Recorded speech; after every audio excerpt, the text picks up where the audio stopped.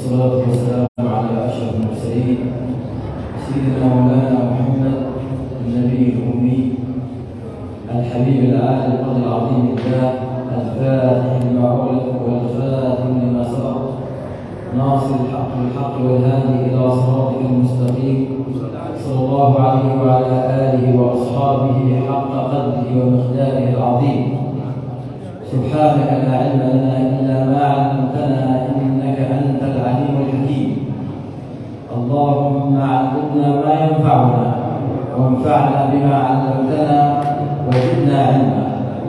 وبعد، فما زال الحديث متواصلا عن هؤلاء النجوم الذوائب، عن صحابة سيدنا رسول الله صلى الله عليه وسلم الذين أخبر عنهم رسول الله صلى الله عليه وسلم فقال: لو أنفق أحدكم مثل أحد ذهبا ما بلغ مد أحدهم ولا نصيفا.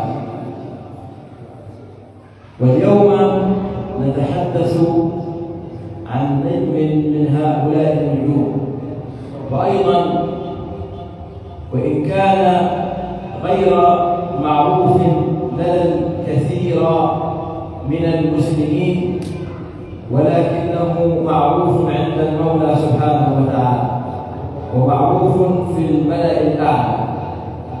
نتحدث عن صحابي كان دائما ذاكرا لله سبحانه وتعالى، لا يغفل ساعة من الساعات ولا لحظة من اللحظات عن ذكر المولى سبحانه وتعالى.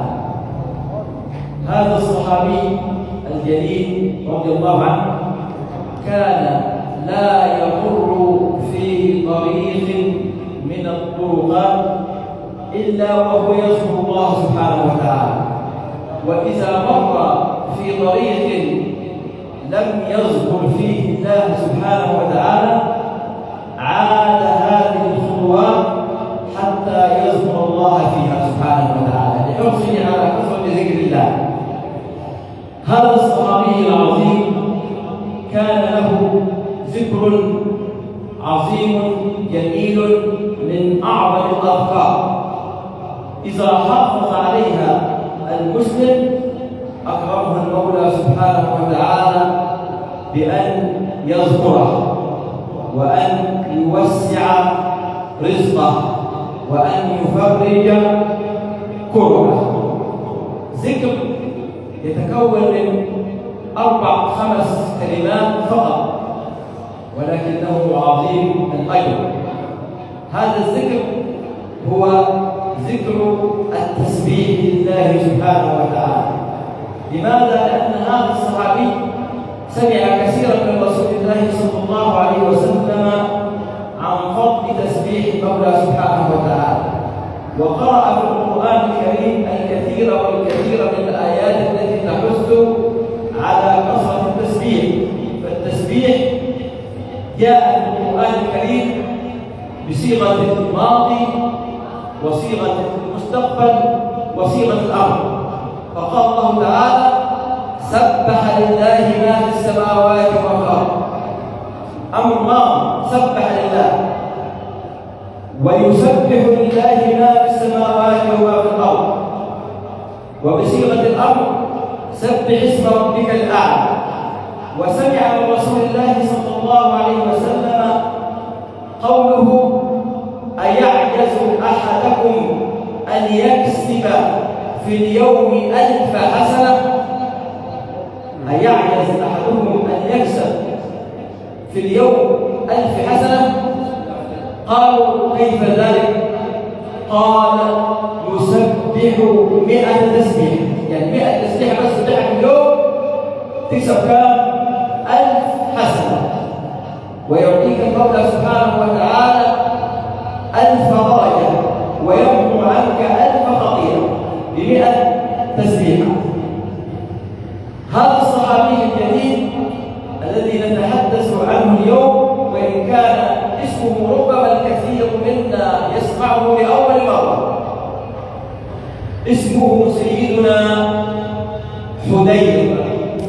سيدنا حذير، حق دال يهرع. سيدنا حذير رضي الله عنه. سيدنا حذير رضي الله عنه كان النبي صلى الله عليه وسلم ذات مرة يجهز جيش المسلمين لقتال المشركين، وكانت هذه السنة وهذا العام سنة فيها قحط وفيها ضيق من العيش مع المسلمين. فالنبي صلى الله عليه وسلم حينما خرج الجيش جهز الجيش وأعطى كل واحد من الجيش هدية وطعام. أعطى الجيش كل مسلم هدية وطعام يتزود به على هذه المعركة. ولكن رسول الله صلى الله عليه وسلم نسي أن يعطي سيدنا حذير. يعني أعطى الجيش كله معاه مين؟ سيدنا حذير. نسي النبي صلى الله عليه وسلم أن يعطيه ويجهزه كما أعطى بقية الجيش. سيدنا حذير كان لا يشغله إلا الذكر. طيب يروح يذكر النبي بنفسه؟ لا. قال بس النبي ما ادانيش خلاص عادي. حتى إخواني كانوا يؤدى صلى الله عليه وسلم. كان دائما ينهج بالذكر. فخرج الجيش وكان سيدنا حذير رضي الله عنه في آخر ركب في الجيش. فسيدنا النبي صلى الله عليه وسلم بعدما غادر الجيش للمدينة نزل سيدنا جبريل على رسول الله صلى الله عليه وسلم وقال له: يا رسول الله، السلام يغلبك السلام ويقول لك: لقد زودت كل أصحابك بالزاد ولكنك نسيت حذير. يا سلام، انت اديت كل أصحابك ونسيت مين؟ حذير الذي ذكره الله سبحانه وتعالى، وأرسل سيدنا جبريل يذكر رسول الله صلى الله عليه وسلم بسيدنا حذير. قال: يا رسول الله، زودت أصحابك ولكنك نسيت حذيرا. فسيدنا الخضر راح استدعى فارس الفرسان وأعطاه طعاما وهدية وقال له: اذهب والحق بالجيش واعطها لحذير. فركض الفارس مسرعا حتى لحق بجيش المسلمين فقال: أين حذير؟ أين حذير؟ قال: ها أنا ذا. كان آخر واحد قاعد. قالوا: أين؟ قال: يا حذير، رسول الله صلى الله عليه وسلم يقرئك السلام ويقول لك أنه نسيك في الزاد، فأنزل الله جبريل الأمين يذكرني أنه قد نسيك. الله سبحانه وتعالى ذكرني بك يا حذير. فبكى سيدنا حذير قال: الله ذكرني من فوق 7 سماوات، من فوق عرشه سبحانه وتعالى. الحمد لله الذي رحم ضعفي وجوعي. اللهم كما لم تنسى حذيرا اجعل حذيرا لا ينساك. الله الله الله الله عظمة. اللهم كما لم تنسى حذيرا اجعل حذيرا لا ينسى.